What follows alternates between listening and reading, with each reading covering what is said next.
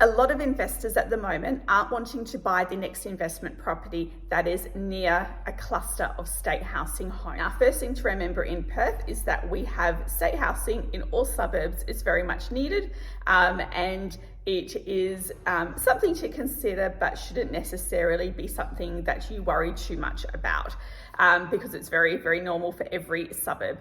Even some of the affluent suburbs as well have them in Perth.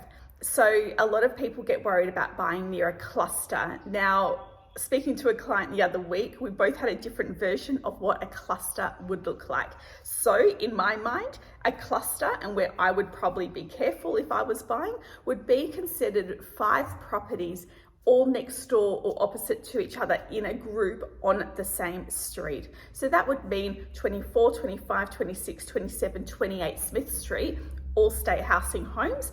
I would consider that to be a cluster, where my client considered a cluster to be 5 properties spread out on surrounding streets, which I wouldn't have been concerned about. So I thought that I would just share that, because we all have different expectations and ideas of what a cluster would look like. And when I talk about a cluster of state housing homes near an investment property, I'm talking about on the same street and as a group. As a group, basically, that's what I'm looking at. Having them spread out in a suburb, very, very normal, and shouldn't be anything that you worry about.